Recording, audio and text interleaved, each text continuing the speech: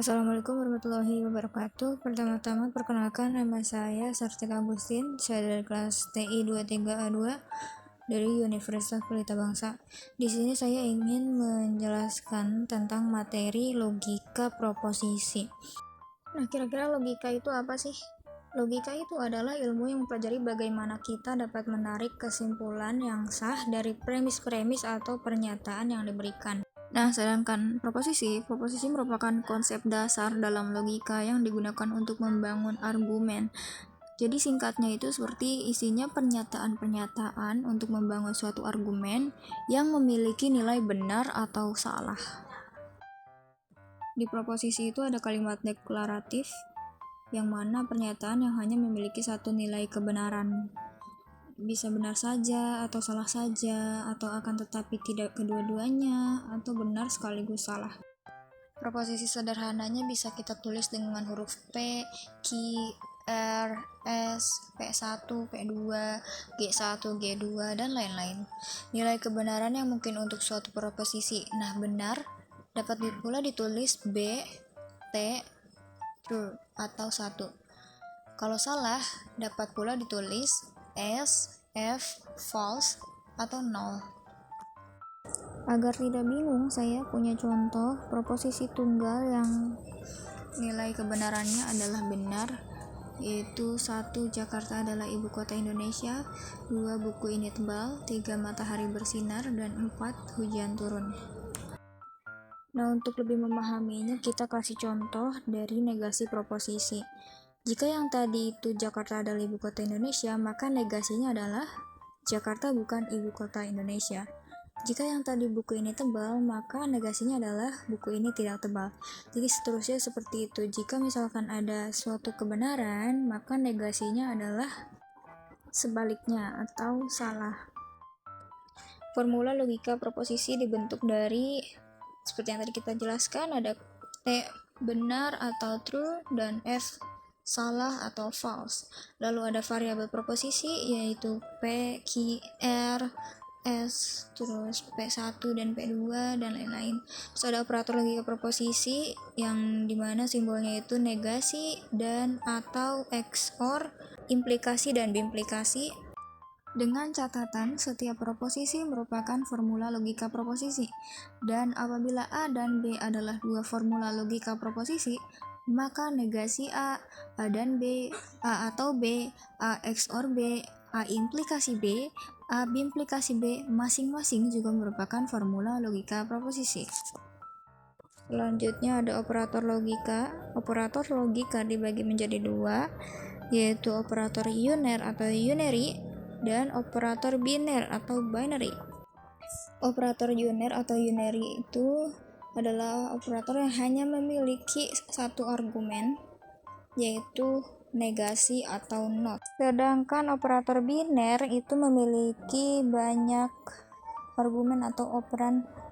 Di antaranya ada konjungsi, disjungsi eksklusif atau eksklusif or, implikasi, dan bimplikasi.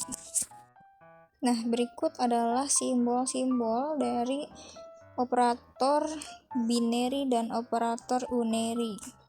Untuk lebih jelasnya bisa teman-teman lihat ya, untuk negasi itu simbolnya seperti itu, dan untuk konjungsi, disjungsi, implikasi, bimplikasi memiliki simbol-simbol yang tersendiri dan bentuknya itu juga ada artinya masing-masing. Kayak negasi itu bentuknya tidak, konjungsi bentuknya dan lain-lain.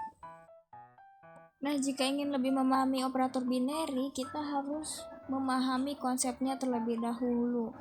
Konsep konjungsi itu P dan Q bernilai benar ketika P dan Q keduanya bernilai benar. Selain itu, konjungsi dari P dan Q bernilai salah. Itu artinya kalau dua-duanya salah, maka nilainya salah. Kalau salah satunya benar, maka nilainya benar. Konsep disjungsi ini P atau Q bernilai salah ketika P dan Q keduanya bernilai salah. Selain itu, disjungsi dari P dan Q bernilai benar. Konsep eksklusif OR, P dan Q bernilai benar ketika P dan Q memiliki nilai kebenaran yang berbeda.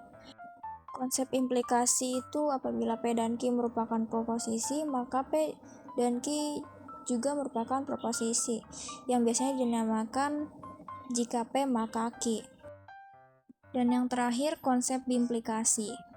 P dan Q bernilai benar ketika P dan Q memiliki nilai kebenaran yang sama, atau ketika P dan Q kedua-duanya bernilai benar. Masih ingat dengan operator uner? Operator uner yang hanya memiliki satu argumen, yaitu negasi. Dan negasi ini adalah operator yang membalikan nilai kebenaran dari suatu proposisi. Jadi jika P bernilai benar, maka negasi P bernilai salah dan sebaliknya. Nah, agar lebih mudah memahaminya, maka dari itu saya kasih contoh sederhana dari konjungsi dan disjungsi. P hari ini cerah, Q saya pergi ke taman. Kesimpulannya, P dan Q. Jika dibaca, hari ini cerah dan saya pergi ke taman. Dua disjungsi, P hari ini hujan, Q cuacanya mendung. Kesimpulannya P atau Q. Jadi kalau dibaca, hari ini hujan atau cuacanya mendung. Jadi seperti itu teman-teman, sangat mudah kan? Untuk exclusive OR, P Alex adalah mahasiswa sistem komputer. Q Alex adalah mahasiswa FTIK. Kesimpulannya P XOR Q. Tapi dapat dibaca, Alex adalah mahasiswa sistem komputer, tapi bukan mahasiswa FTIK. Untuk implikasi, P hari ini hujan, Q saya membawa payung. Jika P maka Q. Dan dapat dibaca, jika hari ini hujan, maka saya membawa payung. Selanjutnya ada biimplikasi. P hari ini cerah, Q saya pergi berjalan-jalan. Kesimpulannya, P jika dan hanya jika Q. Jika dibaca, hari ini cerah, jika dan hanya jika saya pergi berjalan-jalan. Yang terakhir ada negasi, seperti yang tadi kita contohin. P saya sedang tidur, berarti negasinya saya tidak tidur. Sekian dari saya, maaf apabila ada kekurangan.